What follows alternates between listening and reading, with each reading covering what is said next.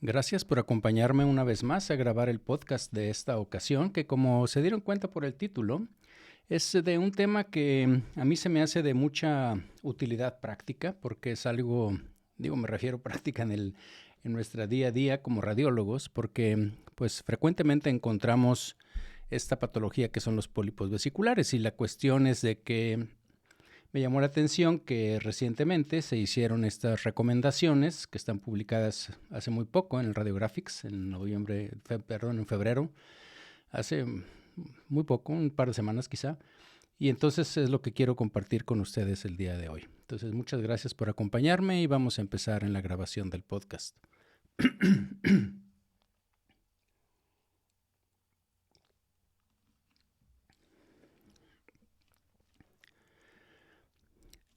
Las lesiones polipoides de la vesícula biliar son hallazgos de imagen incidentales, comunes y que conllevan un amplio diagnóstico diferencial que incluye tumores benignos y malignos, así como pseudotumores, como por ejemplo pólipos de colesterol, adenomiomatosis y pólipos inflamatorios.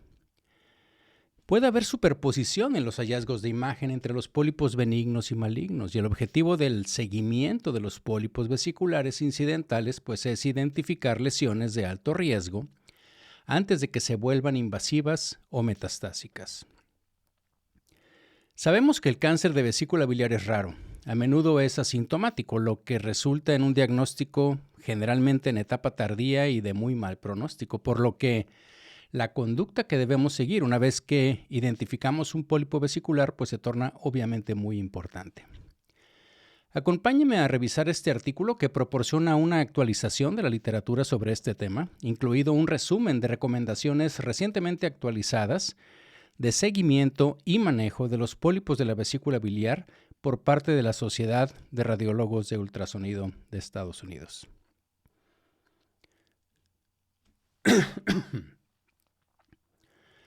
Bienvenidos a Memorándum, un espacio que, como ustedes saben, pues lo dedicamos a la revisión de artículos científicos, artículos de revisión, de opiniones, editoriales y la mayoría de las veces que están en revistas de nuestra especialidad, aunque como ustedes saben, algunas veces pues toco temas que están publicados en otras revistas, en otros journals.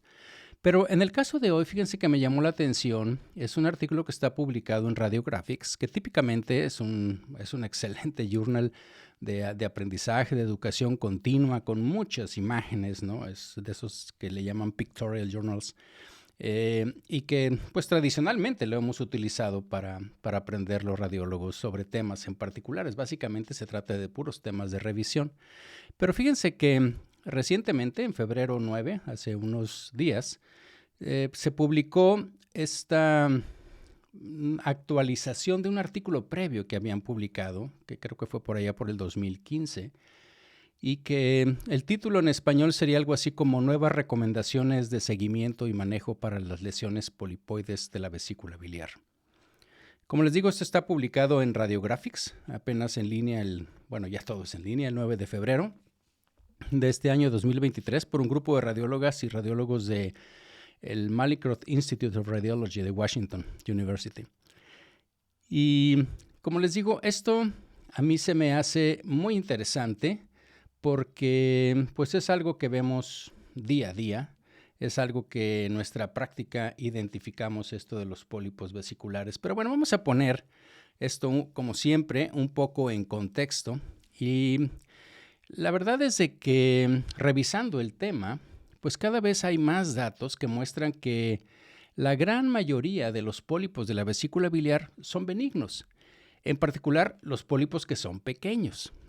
Y bueno, ahí me acuerdo de una, porque esto más o menos es lo mismo que sucede, por ejemplo, con los nódulos pulmonares, que te dicen, bueno, es que si un nódulo pulmonar es de 4 o 5 milímetros, lo más probable es que sea benigno. Sí, pero un nódulo de 3 centímetros empezó siendo de 3 milímetros o menos, obviamente. Entonces, el punto es de que ya cuando lo tomas estadísticamente hablando, pues eso es la conducta, evidentemente, pues es que un tumor tiende a crecer. Por eso el punto es el seguimiento, ver cómo se comporta biológicamente. Pero, como les decía, volviendo aquí al tema de los pólipos vesiculares, pues además hay múltiples estudios que han sugerido que el tamaño y los umbrales de crecimiento que se tenían en cuenta, digamos que eran demasiado conservadores, estrictos y que solo una muy pequeña proporción de los cánceres de vesícula biliar en realidad pueden surgir de lesiones precursoras polipoides.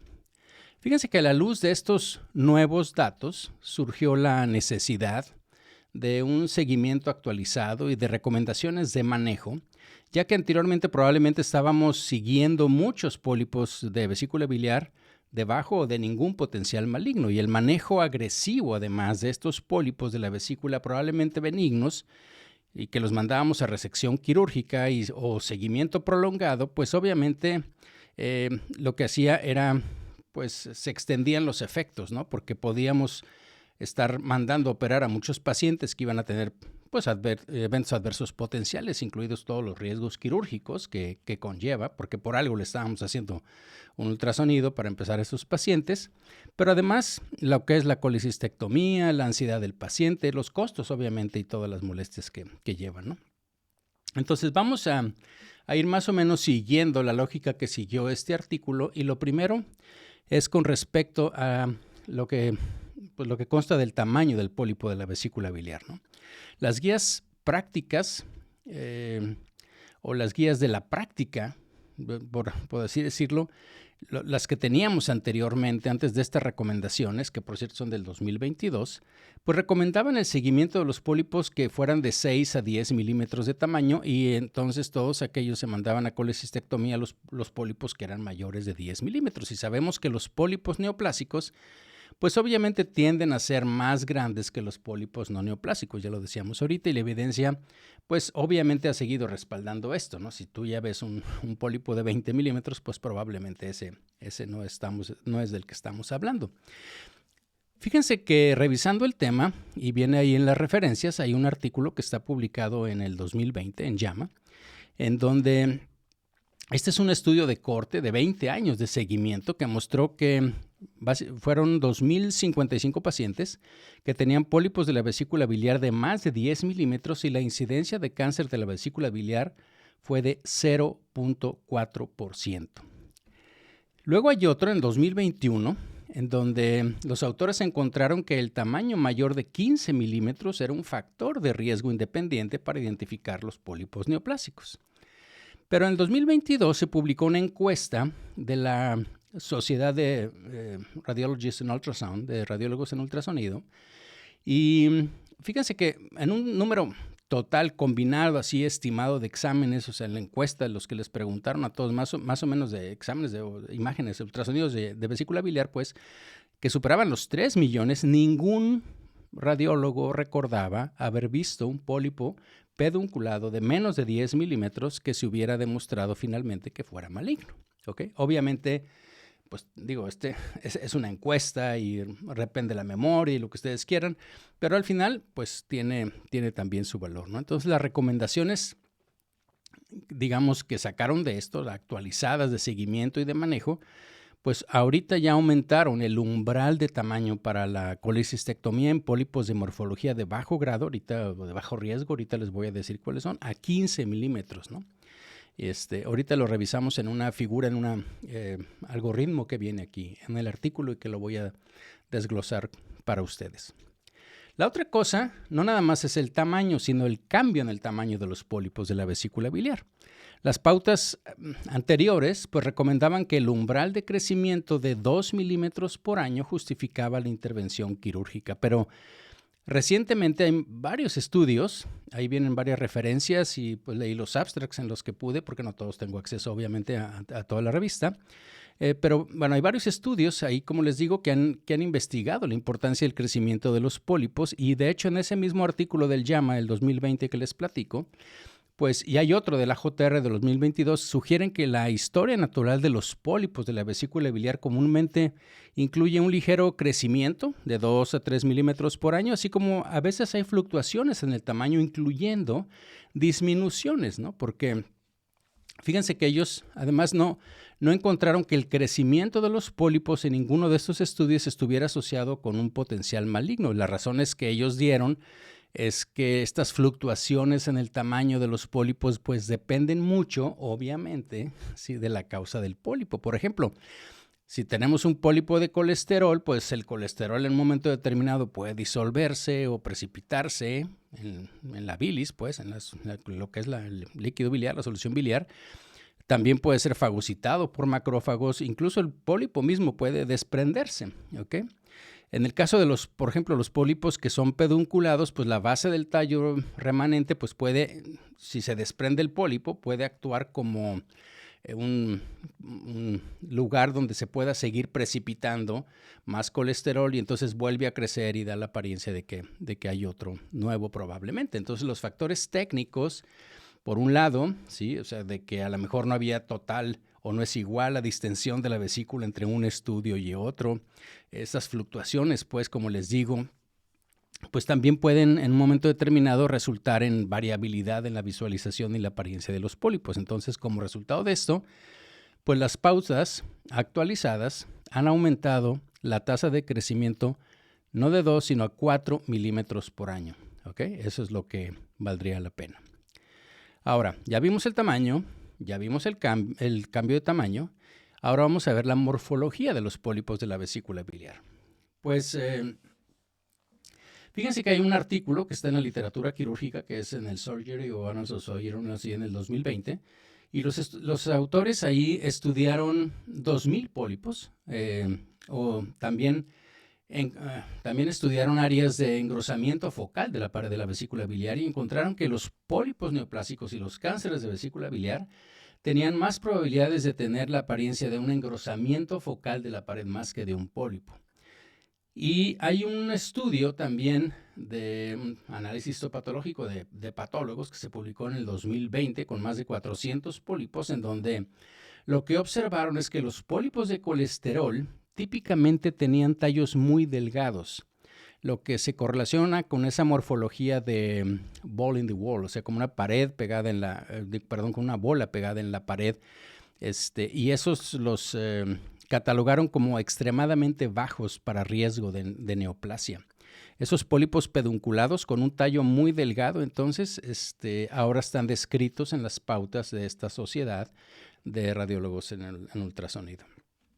Entonces se encontró que los pólipos verdaderos, por así decirlo, como los pólipos fibromusculares, pues tenían, por otro lado, una base sésil, una base amplia, ¿no? Entonces, ese es con respecto a la parte morfológica. El otro punto que es muy importante y que también lo tocan aquí en las nuevas guías es la duración del seguimiento, porque en este estudio longitudinal que les digo de corte de los autores del JAMA, encontraron que más del 50% de los cánceres de la vesícula biliar se diagnosticaron dentro de los 6 meses posteriores a la detección inicial de los pólipos y que la tasa de detección de cáncer de vesícula se redujo a 0% a los 4 años. Lo que sugiere que el seguimiento a largo plazo, pues más allá de estos 4 años, pues tiene muy poca utilidad. Sí, básicamente, o sea, si va a tener cáncer, lo va a tener antes de los 4 años. Y estas pautas entonces ahora las actualizaron a que no se sigan haciendo ultrasonidos forever, sino simplemente hasta 3 años de seguimiento. Entonces, esto finalmente lleva, como les decía, a un algoritmo de manejo de esta sociedad, que es el actualizado y que está publicado en Radiology en julio del 2022. Y lo podríamos resumir de la siguiente manera. Es una figura, de hecho es la figura número 2, ¿ok?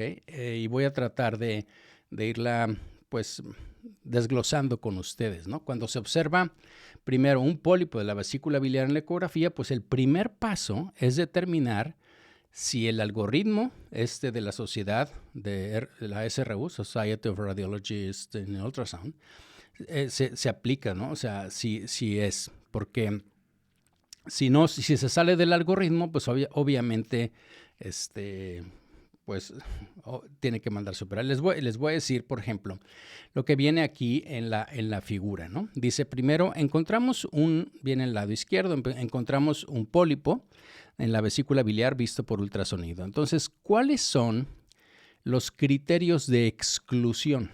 ¿Ok? Donde este algoritmo no aplica. Ese es lo que primero viene aquí es si no aplica, ¿ok? Bueno, primero es si tenemos un ultrasonido que es técnicamente inadecuado. Pues obviamente que ahí no estamos muy seguros y entonces por lo tanto no podemos tomar una decisión. No se puede diferenciar en un momento determinado, ese es otro factor de exclusión. Si no se puede distinguir, pues, si tenemos una tumefacción, o sea, un lodo tumefacto, lo estoy traduciendo ahorita que lo estoy viendo, por eso me voy a tardar un poquitín, que es mayor de 10 milímetros, o si tenemos una adenomiomatosis que se sospecha que está como en forma de pólipo, ¿ok? Entonces, esa es otra cosa de exclusión. Cuando hay ya sospecha de que tenemos una invasión o que el tumor es maligno, pues obviamente, o cuando tenemos una historia de colangitis esclerosante primaria. Entonces, si a alguno de esos le decimos que sí, se sale de este algoritmo que les voy a platicar. Si no, pues entonces aplica este algoritmo que básicamente empieza con la morfología del pólipo, ¿ok? Entonces hagan de cuenta que el brazo se divide en 3. Primero hay que determinar la morfología del pólipo y entonces vamos a tener 3 tipos de pólipos. Uno que tiene un riesgo extremadamente bajo, dice ahí. Otro es el que tiene riesgo bajo y el otro es el que tiene riesgo intermedio. Porque estamos suponiendo que los otros, ya los que excluimos arriba, pues podrían ser los de riesgo alto, ¿no? Entonces, si se aplica este algoritmo, pues como les digo, primero se debe describir el tamaño y la morfología del pólipo. Y entonces se empieza a estratificar. No quisiera, vienen demasiados números, ¿ok? Pero les voy a decir morfológicamente cuál es un pólipo que es extremadamente de bajo riesgo. Es aquel pólipo que está pedunculado con el pedículo muy delgadito, que es como ese que les decía que ellos lo describen como pelota en la pared, ¿sí? Que tiene un tallo muy delgadito, ¿ok? Ese es totalmente bajo. Sobre todo si mide menos de 9 milímetros, pues no se le hace seguimiento. Si tiene de 10 a 14 milímetros, ellos dicen que le hagamos seguimiento 6, 12 y 24 meses. Y si mide más de 15 milímetros, pues ahí se hace, como ya dijimos, una consulta a cirugía, se sugiere la cirugía. ¿Cuál es el que se determina de riesgo bajo? No extremadamente bajo, sino bajo. Aquel que está pedunculado, pero el pedículo es grueso, o que es sésil, o que está con una base muy ancha, ¿ok? Entonces, aquí lo que sigue es determinar el tamaño, ¿ok? Una vez es primero la forma y luego el tamaño. Si es menos de 6 milímetros, no se sigue. Si es de 7 a 9 milímetros, se sigue por un año. Si es de 10 a 14 milímetros, se sigue 6, 12, 24, 36 o a lo mejor se puede hacer consulta quirúrgica. Pero si mide más de 15 milímetros, se sugiere cirugía. Y por último, aquellos que morfológicamente tienen un riesgo intermedio son los que tienen un engrosamiento focal de la pared de más de 4 milímetros, ¿sí? O que tienen un engrosamiento adyacente a un pólipo.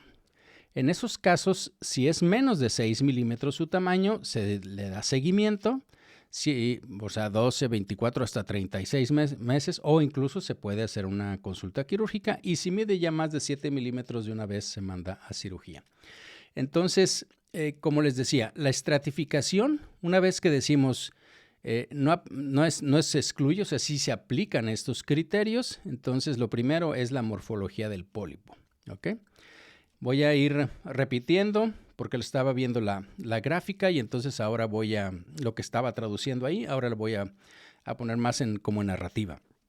Entonces, la morfología de la bola en la pared pedunculada y la morfología del tallo delgado, como les digo, se consideran de riesgo extremadamente bajo. Los pólipos que son pedunculados con un tallo grueso o ancho y los pólipos sésiles se consideran de bajo riesgo y el engrosamiento de la pared, que es focal o que está adyacente a un pólipo, se considera de un riesgo, pues, indeterminado, ¿ok?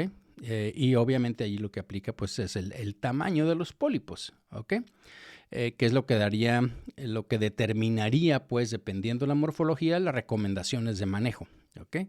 Y bueno, fíjense que en comparación, por ejemplo, con las guías de las prácticas que estaban establecidas anteriormente, las principales actualizaciones de este nuevo algoritmo, pues incluyen primero que es la estratificación del riesgo de acuerdo a la morfología, ¿ok? Cosa que antes no se tenía, simplemente eran pólipos todos. Se estableció, otra de las cosas, un máximo de 3 años de seguimiento. Anteriormente, como les digo, eran de 5 años o incluso había unos que más. El aumento del umbral de crecimiento de 4 milímetros por año. Acuérdense que antes estaba 2 milímetros por año. Y el otro es el aumento del tamaño de corte, pues, para enviarlo a resección quirúrgica, que ahora es de 15 milímetros, anteriormente era de 10 milímetros, ¿no? Excepto para el grupo que es de riesgo intermedio, donde el tamaño obviamente les dije que tenía que ser arriba de 7 milímetros, ¿no? Y bueno, como les digo, los pólipos que están entre 10 y 14, que digamos son los que se metieron ahora en esto, pues podrían considerarse, como les platiqué arriba, como viene en la figura, pues una interconsulta quirúrgica según los factores de riesgo del paciente o qué tanto haya crecido, en fin, ¿no? Fíjense que ahí lo mencionan, no lo revisé porque no tengo acceso, pero las directrices europeas se están actualizando, o sea, igual, básicamente también el 22.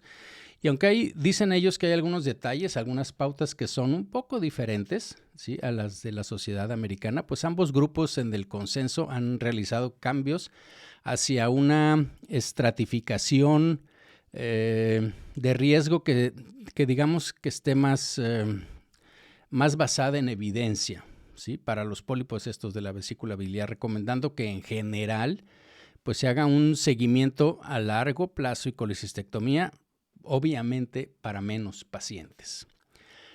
Entonces, en conclusión, la evaluación por imágenes de las lesiones polipoideas de la vesícula biliar, pues obviamente sigue siendo un escenario clínico común y en ocasiones muy desafiante, diríamos yo, en cuanto a qué le vas a decir al paciente, pero ya que puede haber, por ejemplo, pues obviamente, como le estoy platicando, una superposición muy significativa entre las imágenes, entre las lesiones que son neoplásicas y no neoplásicas, o benignas o malignas, ¿no? Y recientemente les he dicho, pues ha aumentado la evidencia de que se sigue un curso benigno para la mayoría de los pólipos de la vesícula biliar.